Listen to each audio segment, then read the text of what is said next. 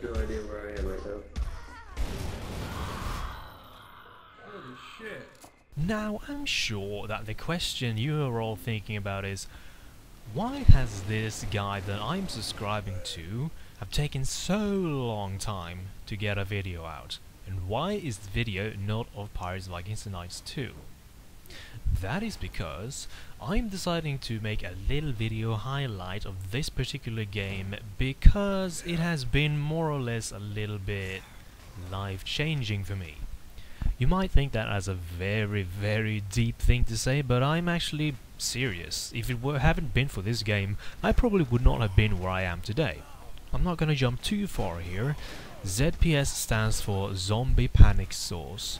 And what it is that it's a Half-Life 2 modification, it's free, it's been around since 2008, and it pits survivors versus zombies, and everything is completely player controlled. There is no AI involved in this whole this calamity of apocalypse. Yes, so life-changing game. Well, maybe not life-changing, but I would not have been here if it wasn't for this game. The reason is, when I played this game for some time, I met these two people from Poland, and I joined their server, and I got good friends with them, and I became an admin. That was pretty much the first time I had been an admin on a server anytime. After this whole server had gone on a bit, these admins suddenly vanished. And they just weren't online anymore. I couldn't reach them whatsoever, so I basically just had to put up and leave. After that, I found this server where there was just this one lone guy inside. So I just decided, for the heck of it, I'm going to join the server and see what it's all about. And there was this one man in there, and his name was Davidian. You might recognize this name, Davidian, because there is another channel called Davidian's Lair, where he's actually talking about this game as we speak. Yes, so that is how I met Davidian. He was there, all alone, in his server. It was on ZPS Nightmare, I remember that very clearly. And I said, you know what? I know how to be an admin. Do you need admin? Can I please have admin? And he was like, okay, adminified. Woo! And then we've been friends ever since. And as I played on this server a lot, I met this other guy called Yoshi Kumako. You probably heard of this guy as well. He plays PvK a lot, he's actually a tester, and if it wasn't for this man, I would not have been interested in Pirates, Vikings and Knights, and if it weren't for him, I wouldn't have been a tester in the first place. So I owe that to him. And this is why I mean that Zombie Panic Sauce has been great. It's changed a lot of things for me. For the better, of course. Now, Zombie Panic Sauce, what is this game? Is it like Left 4 Dead? Well, not really. Zombie Panic Sauce is a game where it pits survivors versus zombies in different game modes, where there is probably survivor game mode where you just have to eliminate all the zombie numbers, or the zombies have to kill all the survivors. And there is objective game mode where the survivors have to complete objectives in order to actually win. Killing zombies alone won't save them, and as a zombie, kill all survivors. The survivors are the protagonist group in the game who have been sent or traveled to various locations to investigate. Sometimes they're out looking for a shelter, or they're just going to clear out an area from the undead. At the beginning of a round, 90% of the players are survivors, and they are very capable of watching out for trouble. They are, however, very poorly equipped, and they will have to search for further supplies that are scattered around the entire map. Yes, that's how you get guns in this game. You as a survivor need to actually get off your ass, go inside the map somewhere, and then find a shotgun or something that's probably hiding on a chair behind an arcade machine behind a cookie bar.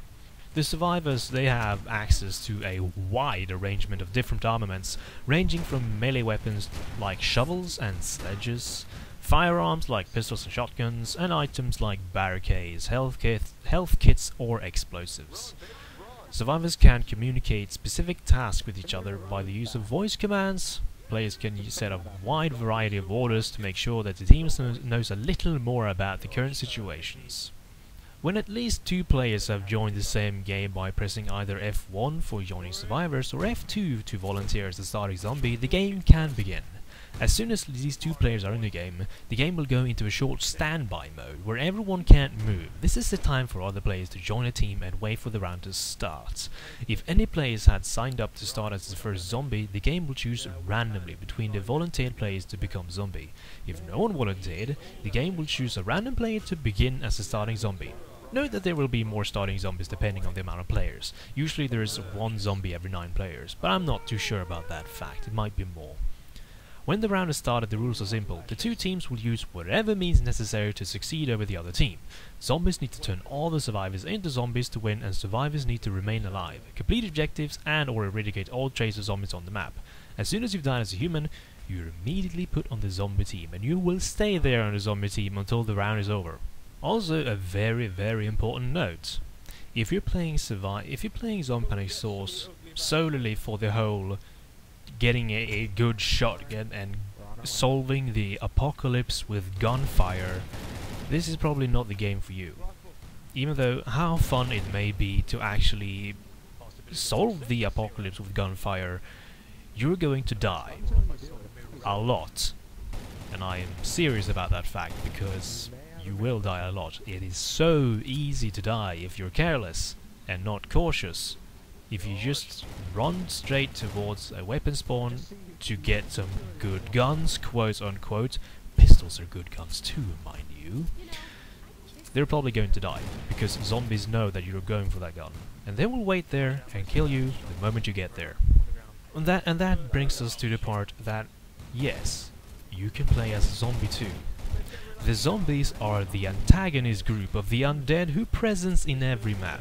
Their only purpose is solely to spread the virus and gain great numbers. What started as the fierce,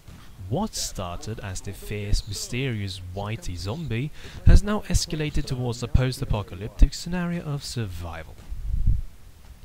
Now, unlike the survivors, the zombies severely lack in numbers. They need to compensate for this by acting quickly. Their upper hand lies in the survivors' greed for stronger equipment, and until they gain weapons, they're easy food. The life of a zombie grants the benefits of death. They can absorb a lot of damage before dying, and they can avoid death by letting their health slowly regenerate itself back to full. Keep a note, being shot in the head greatly reduced the healing rate from roughly 10 hit points a second to 2 hit points a second at the peak. Zombies cannot outrun a human at most cases, but their move speed is fixed and not affected by anything. Survivors can lose stamina and slow down by carrying too much, and it is now that survivors are caught easy in the claws of zombies. So don't carry too much shit if you're a survivor, you need to manage your inventory. Zombies, they rely on lives, shown in the HUD as a skull symbol and a certain number. These are shared lives amongst the entire zombie team, so if you die, one life is subtracted, and if the lives completely reach 0, you can no longer respawn, and you need to wait until either team kills the other. Now, I could probably go into like complete depth into every cranny and corner and say like all the controls, so how do you activate this, how do you activate that. I'm not gonna do that, because there is actually this thing in game called options. The common issue regarding new players on Panic Source is that they tend to learn everything the hard way, and they end up asking every hotkey and functions that hover around the game whilst they're playing, when it is so easy to just do some reading on the game before you jump into action. Look around the forums of the official Zombie Panic website, or check all the controls in your options, or join spectator instead of a team. And one can also create the game, go into the console and type in SV_testmode1, which will allow any player to join either team without having to be stuck in waiting for players mode.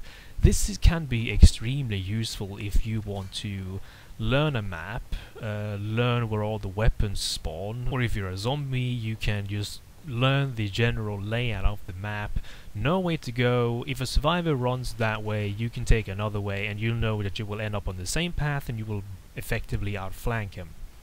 Learning a map is very essential to successfully surviving in Zombie Panic Source. I know it's going to be very confusing at first because, well, you haven't played the map. Of course, you won't know how a map looks like, but just give it some time. If you know how a map looks like, you're going to be your chances of surviving are going to increase dramatically.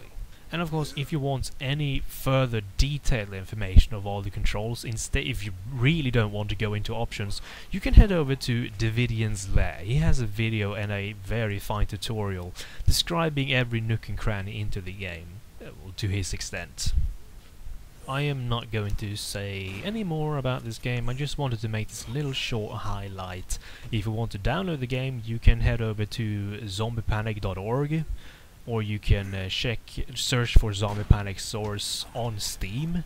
Remember, it's free. It's a Half-Life 2 mod, so you probably need TF2 or something like that in order to play it. You need a source game at least. Well, now that I am done with this, I am probably going to get back to bringing you guys more PvK videos, because I know that is what you're basically here for. So I will vanish for now, and I will see you later.